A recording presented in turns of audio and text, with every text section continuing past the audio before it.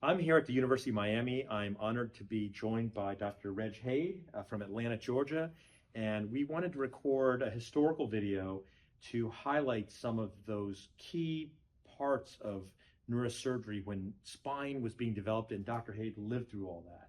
So Dr. Haid, if you could, let's start by going back to when you were in training and how you came to be such an accomplished spine surgeon. Well, my name is Reg, not Dr. Haid, as you know, and serendipity, right? It wasn't planned. I went to neurosurgery for brain surgery. Roberto Harris behind me is one of my heroes. A guy named John Fox, trained with Yoshio, taught me vascular. I enjoyed skull base, but I hated spine. So You hated spine. I hated spine because at that time it was cervical laminectomies, lumbar laminectomies, Chiaris. It was boring.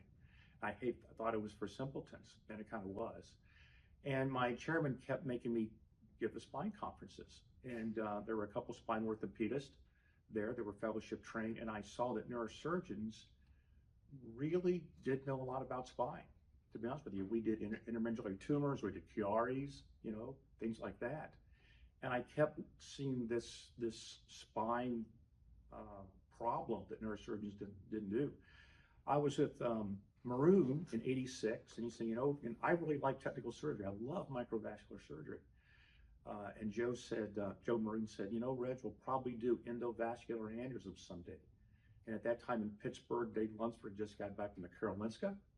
The first Gamma knife was starting, and I thought, golly, a lot of tumors. I love posterior fossa tumors. They're going to be done by Gamma knife. Mm-hmm. So I thought, I'm not the sharpest tool in the shed, but I'm not bad with my hands, and I saw an opportunity for spine. In '86, I was at a course with Eric Roten, Al Roten's son. He was a junior resident, and I heard George Cypher talk about CD, Cottrell Dubussé instrumentation, and derotation of the spine with hooks. And I thought that's going to go somewhere. An orthopedist took me to the CSRS in '86, and Paul Cooper talked about using Roy Kempe plates for cervical fixation. And I called around about neurosurgical spine fellowships, and Volker Sonntag, they were doing wiring techniques and halos. Sanford Larson was doing Y sprains, and I was going to go to University of Florida for George Seifert, and then he left, and I ended up calling Al Roten and did a orthopedic spine fellowship with a guy named Mike McMillan, orthopedist, for a year, and I was on staff in neurosurgery. During that time, I spent time with Art Day and Al Roten doing skull base. I really liked skull base a lot. Mm-hmm. And I kind of fell into spine because nobody else did it. So I came out for orthopedic spine fellowship. I owed the Air Force 4 years and ended up running spine for the Air Force. About that time, there were several of us in the military. Kevin Foley was in the Army, Steve Andre, Dave Pauly, the orthopedist, guy named Bruce Van Dam, and Peter Clare brought Caspar over from Germany, and so we would go to USUS, which is the military medical school in Bethesda, and we kind of taught each other. So Paul Cooper came, Volker Sonntag came, Foley was there. We had Andreas Weidner and Dieter Grobe come over from Europe, and Applebaum was there, and they actually taught us anterior screws, posterior C1, 2 screws. Paul Cooper taught me lateral mass plates. I couldn't get them over here, so within a year of my fellowship, we had them designed and cleared through the FDA as an iliac bone fixation. But we were kind of the redhead bastard stepchildren. Yeah, so now that's like sort of the late '80s, early '90s. Yeah, right? That's right. And at that time, there were probably a fairly limited number of folks who were getting really good at spine in neurosurgery and maybe even in orthopedics, right? You could say it was fairly different back then. Did you feel that like going to train with the orthopedist, was that something that was encouraged? Oh, no. I mean, we were called Young Turks, and the Southern Neurosurgical J.T. Robinson gave a talk, The Rape of the Spine. The Rape of the Spine. Yeah. The same week, he hired Kevin Foley to come to Memphis. He was a shrewd man. But no, at that time, we were frowned upon. I mean, wires work just fine. Halos work just fine. You don't fuse things. You know, I went to orthopedic, I went to the first B&I spine symposium, November of '88, and I made a comment about CD instrumentation, and the orthopedist there said, young boy, you don't understand, Harrington rods work just fine. So we were not accepted by the neurosurgical community. The orthopedists thought neurosurgeons should not be involved in this. I was fortunate enough to go to one of the Medtronic early spine think tanks. I was the first neurosurgeon. And so they had Courtney Brown and Ron DeWalt, Ed Laws, David Bradford, all very famous, all presidents of the Scoliosis Research Society. And they asked me to talk about occipital cervical fixation. So I showed some custom titanium 6-4 vanadium aluminum screws that went in the occiput, and they thought, little boy. And I talked about stress shielding and osteogenesis and things. And all of a sudden, those orthopedists kind of took me under their wing. And about that time, chairman started thinking about, gee whiz, we need to get into the spine. So people like Don Becker and Charlie Wilson, George Tyndall, and Dave Peepgrass, all these people started trying to come after us because they saw these, you know, Al Roten, they saw where spine was headed. Come after you in a good way, that they were trying to get the knowledge. Right, but you know, it was Foley, Fessler, myself, Kalfas, Pat Papadopoulos, Ed Benzel, I think was the first spine fellow at that time, and he was in Albuquerque. We used to go teach. So that we would go to courses and cadaver courses sponsored by the AANS called Professional Development, and we would teach each other how to do things. And we learned from everybody. The Swiss and the French surgeons taught me a lot. Vince Trinella sat there at a Congress meeting with Wolf Kaspar for 2 hours as he was showing us all these slides of Kaspar plating. And it just came about. Again, there weren't thoracic pedicle screws. We were doing hooks and rods, and I got to meet Larry Linke and Dave Pauly. And we just kind of, it was sort of the young neurosurgeons and orthopedists developed it together. And we had a few senior orthopedists and senior neurosurgeons that actually promoted us. But it was a tough slog. Well, you know, it's interesting. One of the common threads I'm hearing, and there's so many important elements of history that, I mean, I was in medical school at the time, so I remember seeing the first ACDF plates being done at Stanford, and it was such a big deal. But this transition from three-dimensional fixation, from non-rigid fixation, wiring, cables, hooks, into something that gave you great rigidity, like you said about the occipital fixation. Right. But tell us about the controversy that happened, and I know it's such an important part of our history. Right. Most of the young folks out there have no idea what the early days were like, and you listen to Volker talk about this, but you know, the flagship situation with that would probably be something like the pedicle screw litigation. Yeah, right? well, you know, it's really funny. So I developed some lateral mass plates, the first ones. I called Volker because I knew Volker and Steve Papadopoulos and Kalfas were his fellows, and I shipped some lateral mass plates to him, and I told him how to do it. He put on lateral mass plates, and the B&I orthopedists were in an uproar. And they had outside consultants come in and review all of Volker's cases. That's in that book, Backbone of his, right? That's right. Yeah, okay. That's right. So even Volker Sontag had trouble. The first AANS hands-on course, I helped Volker. We showed how to cut a fibula, how to put a halo on, and how to twist 21 gauge stainless steel wires to make the stone was 18 gauge. That was spine surgery then. Barth up here, you know, he would teach us, you don't do a laminectomy for a thoracolumbar fracture, because neurosurgeons were doing that.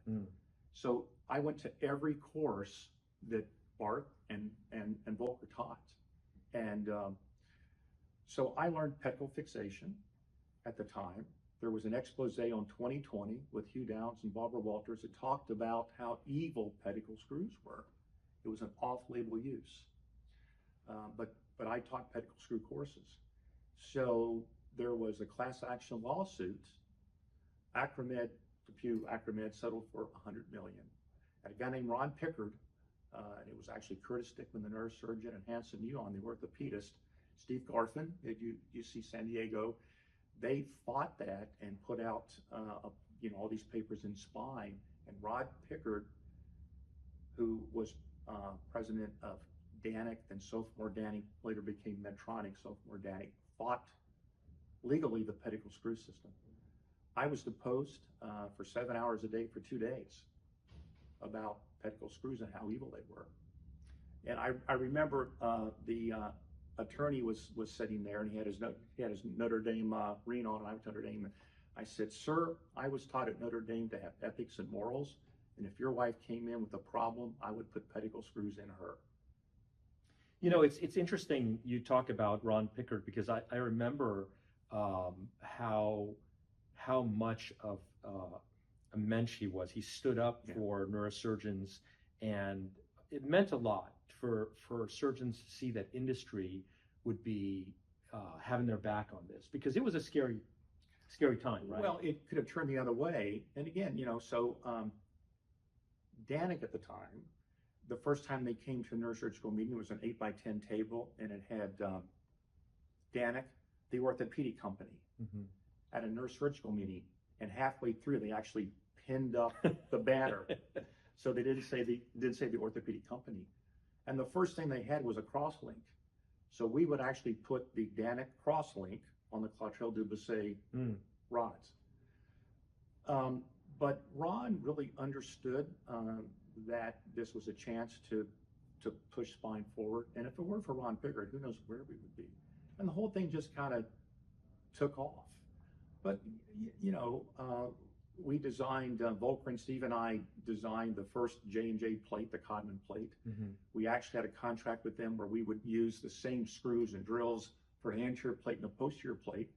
And the president of the J&J company met with us and said, "Guys, we're not going to do the posterior cervical plates because it's off-label. J&J can't take the risk, and we sell baby shampoo and Q-tips." And that's when we left J&J and we went to Ron Pickard of Danik Software Danik and said, "Would you like us to design for you?" And he said, "I love it." Yeah, it's interesting. People forget that lateral mass screws were off-label for so many decades, right? Years and years and years, yeah. So transition a little bit from this idea of three-dimensional fixation. And I remember, I think the first paper of yours that really struck me was actually Neurosurgical Focus, another double ANS publication. And you put together and synthesized something for someone like me, I think it was an intern at the time, this idea of a classification of anterior cervical plating. And then the next phase of better understanding bone biology and fusion and fixation for neurosurgeons. Right. And then the explosion of different kinds of plates, right? I mean, it was really a fascinating time in neurosurgery. I want to say late 90s, maybe, something like that, early 2000s, right around then? Probably before that, probably around 93 to 95. Yeah, we did classification of anterior plates. In the late 90s, we started working on arthroplasty to design the first artificial disc. Praveen was my fellow, and I think Praveen wrote, beside the FDA IDE trial for arthroplasty, the Prestige, he also wrote classification of arthroplasty. We were talking about bone formation. Neurosurgeons didn't know about bone. Ed Benzel was teaching biomechanics. You know, it was really exciting time because there were all these things that neurosurgeons were never taught. We didn't know about bone, stress shielding, metals, rigidity, deformity. We didn't, at that time, even Shaffrey and I didn't know about three-dimensional configurations and pelvic incidence and sacral slopes. Larry Linke didn't. You know, Larry was Keith Bridwell's fellow and designing the classification system, but we were just, Chris and I have talked. We look back on what we did and think, good Lord, what were we thinking? You know, but spine has progressed so much. So it's so exciting now. You've got a couple of your fellows here, and I look at the things that they can do. Three-dimensional correction, AI, navigation, robotics, endoscopy, MIS. It's mind-boggling to me where it's come in just, you know, my career and even your career, and to think what your fellows are going to accomplish in their lifetime. I just think it's exciting. So, you know, something that concerns me a little bit is when I talk to younger folks today, they say, well, you know, Reg, you went through the 4-decade period that was the renaissance of spine, and what is left for the future? In other words, they look at endovascular, they're like, wow, that's got a bright future. They look at functional neurosurgery, clearly has a very bright future. And some folks look at spine and they say, well, you know, is there a point in going in that field anymore? Mike, I wish so badly I could start a fellowship right now. Well, you could. I'm too old. But because all the tools and education and techniques that they have I mean, we've taken, we were 316L stainless steel, then we were commercially pure titanium, 6-4 vanadium aluminum, cobalt chrome, and now, we're doing ceramics, we're doing molybdenum rhenium implants, we have navigation. I mean, I work with Kevin and Steve and Ian on some of their early navigation, and now we're doing robotics. And surgeons, we don't want self-driving cars. We don't want a robot to do the case, but we want a car that drives fast and fun and safe and efficient. And I look at the technology now that's out there to allow us to do things less invasively, do it better, faster, more efficiently, less tissue disruption, earlier return to work, less collateral damage. And then I look at predictive analytics, right? Just the fact that we can look at patient-reported outcomes like the NPA. I mean, Mo Biden and Erica Bisson and Praveen and that whole team of Spine Corp put out 100 papers looking at, spinal spondylolisthesis and now cervical myelopathy. We can get predictive analytics. And I think what's going to happen now, it is happening now, right? Mm-hmm. We get an X-ray, an MRI, a CAD scan. We can merge those. We can put it into AI and figure out how to rebuild a spine. Mm-hmm. And I just think it's just going to get better and better and better. I'm working with companies now on neuroregenerative of aspects, neuroregeneration of disc with the company Discgenics. Yeah. That's we'll start a phase 3 clinical trial. We're looking at in another company with multifidus stimulation for back pain, which is cleared in the FDA and the EU. So I think we're just starting. And when you look at just genetics and regeneration, how to use energy, I think we're on the cusp of a really great thing. So we wrote a paper using the Mazor X, mm-hmm. right, mm-hmm. A number of years ago, where we looked at the trainees, and it showed that PGY8, a fellow, wasn't that much better at it or faster than an intern, right? Right. Which means that it's much easier to do spine surgery, at least that part, right? Do you think we're reaching a point where spine surgery might be too easy to do? I mean, what are the Mount Everest to conquer for the young Turks of today? So my fear is not that. My fear is dependency, mm-hmm.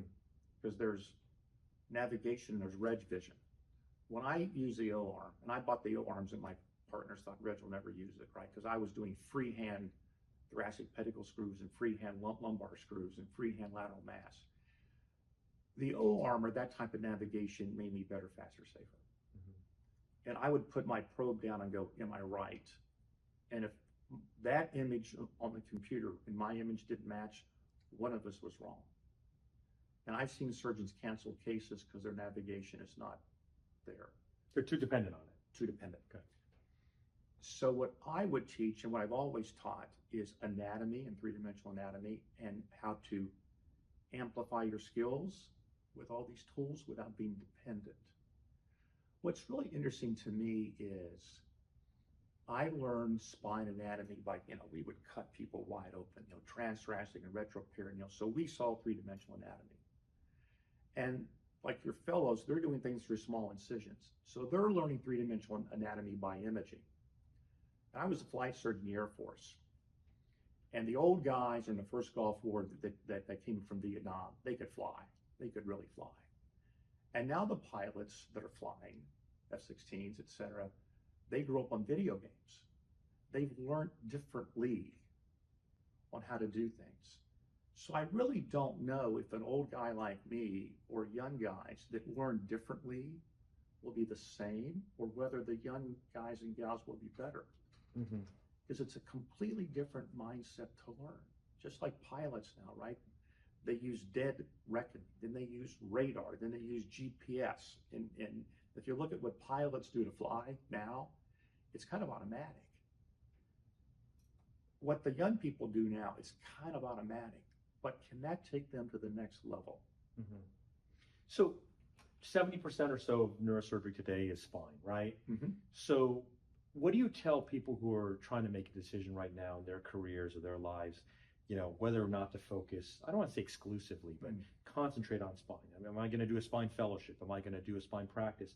What's the argument for that as opposed to say, I won't do spine, or maybe I'll just do a little bit of spine?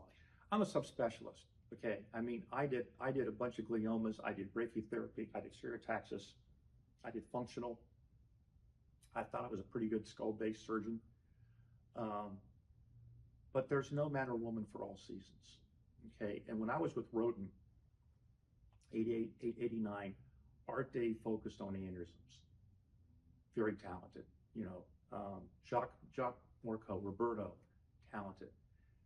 And neurosurgery is so big and so vast, and the information is accumulating at such a rapid pace. I'm a believer, like Al Roden was, in subspecialization. I don't think we should dabble. I think we owe it to our patients to be super experts, be that in functional or vascular or tumors or spine. Now, I believe in fellowships, right? Fellowships have changed.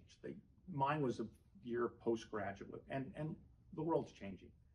And whether it's an enfolded fellowship or postgraduate fellowship, I believe in fellowships because you take the time to sit down and think about just that: tumors, functional, vascular, trauma, peds, spine.